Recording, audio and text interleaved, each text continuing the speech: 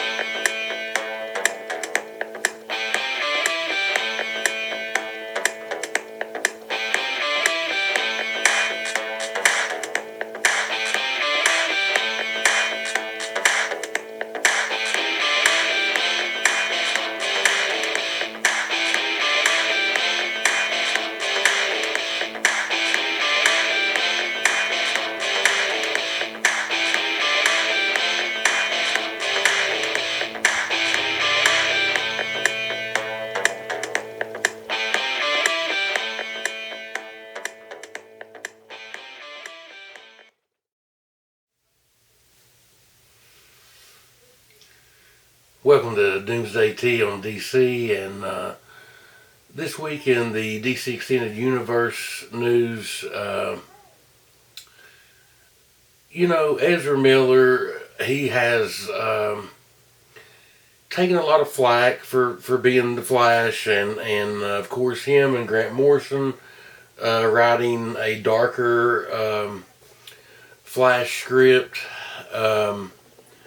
And I don't think that means, whenever we talk about a darker Flash script, I don't think that means, some brooding Batman crazy dark thing. I just think it means serious. I think he's still going to be funny, and there'll be comedic elements in it, but, sometimes the story, especially with Flash in the beginning, it is dark. His mom dying, the circumstances surrounding that, and how that will be handled in a movie.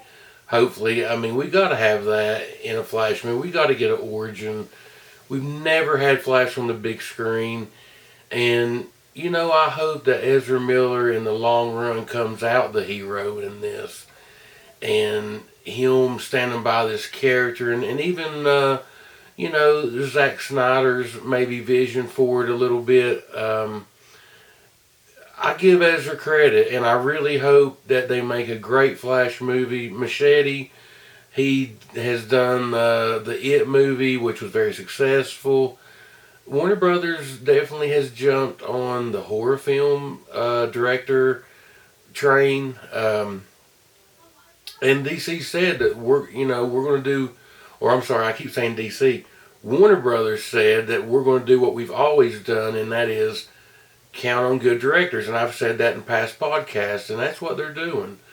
They're bringing in multiple directors to do these movies. The Hodgson girl, it seems like she keeps getting called on to do the scripts right now, and I'm good with that. I think she's done the Birds of Prey script. She's supposed to be, I think, working on a Batgirl script, which would be the Barbara Gordon Batgirl, and it looks like that she's possibly going to do the writing on the Flash script. So, great. That's wonderful. I hope that she just knocks it out of the park on all these scripts. And it's just funny, the directors and the things that has went on with the Flash movie. I think Ezra Miller's pull with Fantastic Beast and his character there has really, Warner Brothers must be on it, and to get rid of the Daly and Goldstein and their vision for the Flash, the Scarlet Speedster, and bringing in Machete for this with Miller and I guess possibly the Speedster multiverse is what we're looking at. All that sounds great, and that's what I hope that we get. And are we going? And at some point we'll get Flashpoint. I know everybody wants Flashpoint, and I think we will get Flashpoint at some point. But right now, I think we're probably going to get an origin story.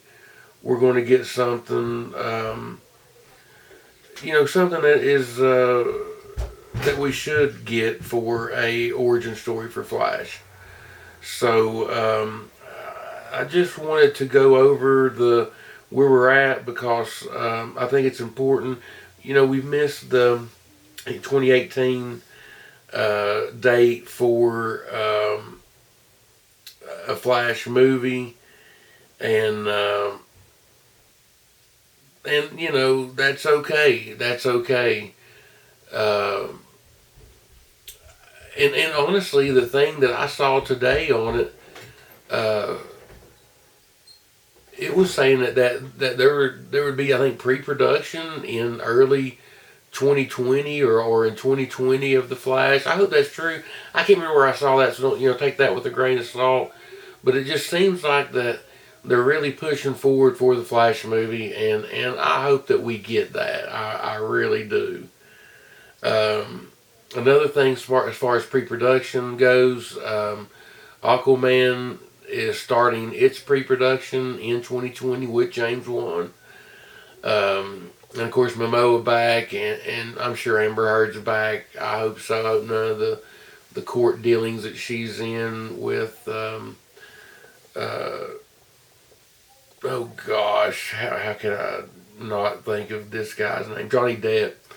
Hopefully none of that affects her or whatever. I hope they straighten it out. I don't know who's guilty or innocent. I don't know the facts of the case, but hope everybody comes out okay. And I hope that, like I said, that she maybe she might have to do the Aquaman movie. She might need the money, right? I don't know.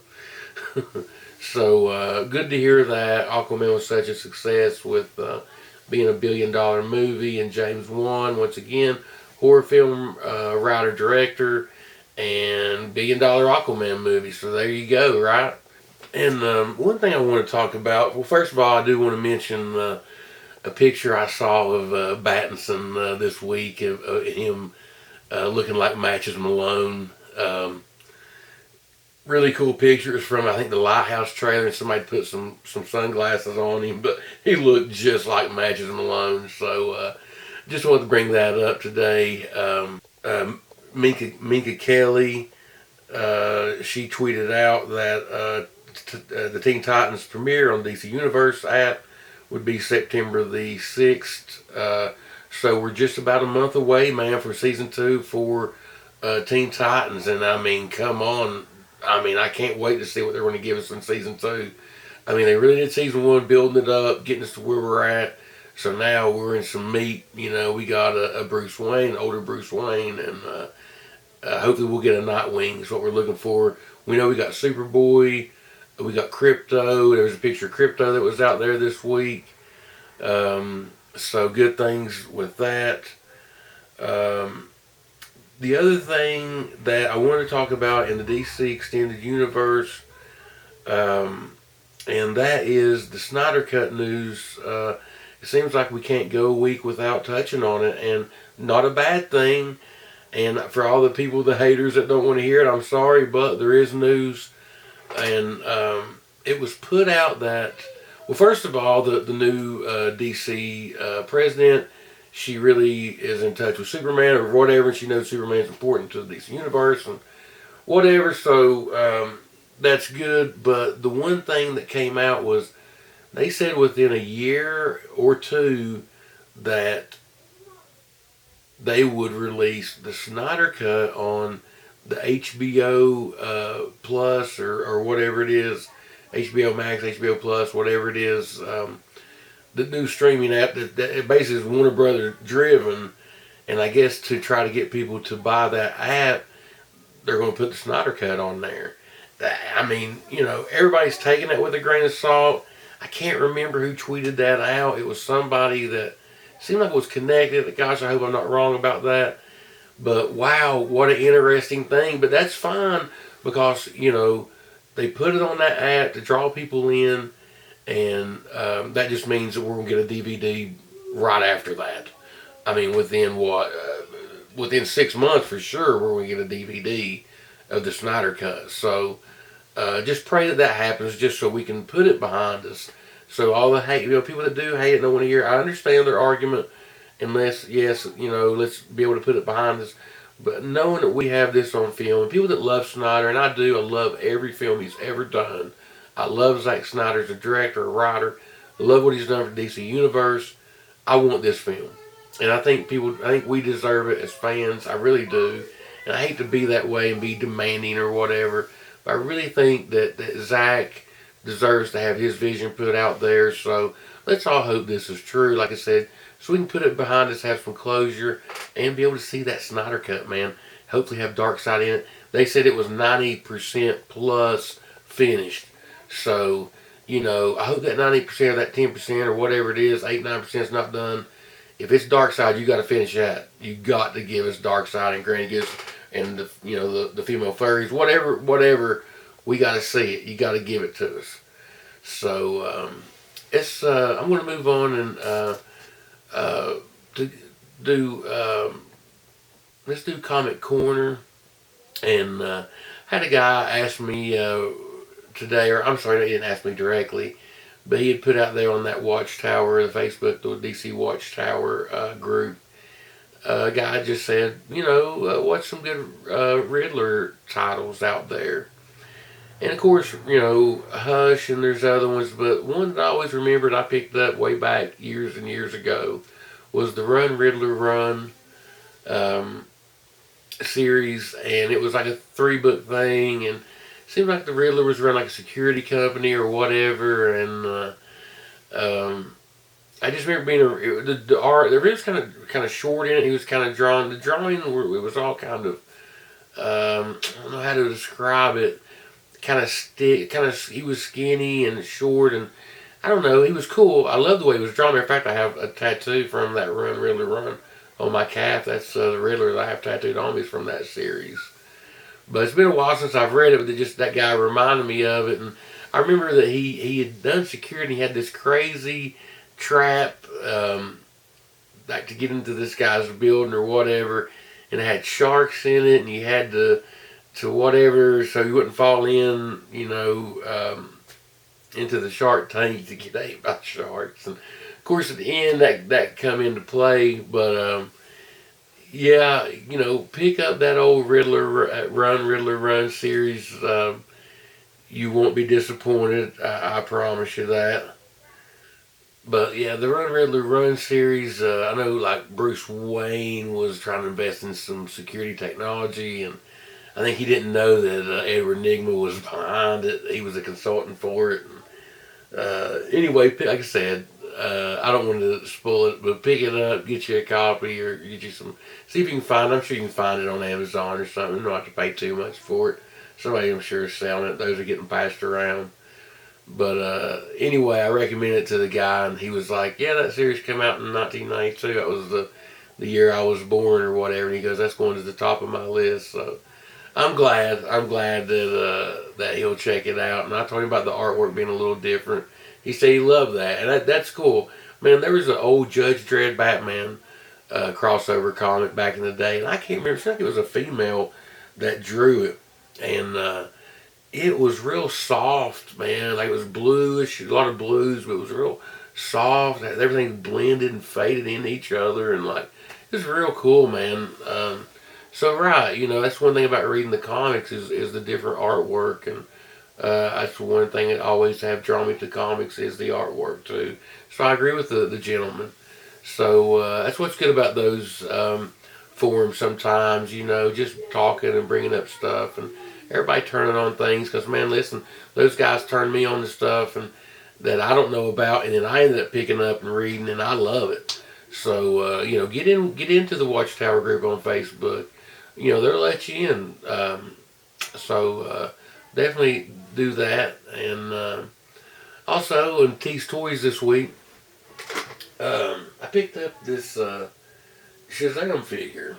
And the reason why is because this is a DC Direct. I think it first came out maybe in 2001.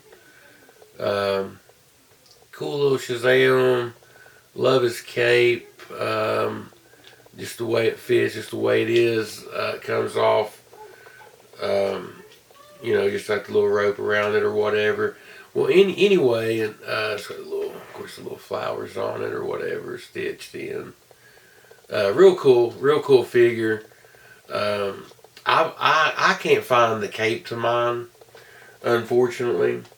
But so I went down and looked for it. I found my Black Adam stuff, and actually I should probably add this out. But the other thing that I had lost from the original figure was it came with a Mr. Mind toy, and I of course have him trapped in my own little thing here. But I'm going to go outside and get some sticks, and I'm going to do it upright and give him his own little home. But he's got I know you probably can't see it in there, but he's got his own. He's got his little voice box thing on his chest or whatever. Awesome little figure, but easy to lose. I mean, who knows where mine is? Like I said, I can't even find Shazam's cape, so I ended up having to buy it again. But love that Mr. Mind figure, and love that Shazam figure too. Very classic looking. I think it's very 70s looking, 70s, 80s looking. Anyway, just wanted to show that to you on these toys this week. But that's going to wrap it up, and I appreciate y'all watching every week. I love doing this, and HBO Go, that is the HBO app. Sorry, it just clicked on me here. And also, like I said, everybody tune in to the Batwoman and Supergirl shows. I think they're on it. They're on at 8 on Sundays coming up. And of course, that's why we did the Green Arrow tribute at the first.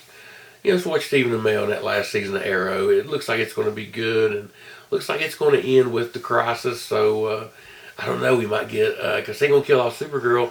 I can see them maybe killing off Green Arrow in that special. So the crossover special.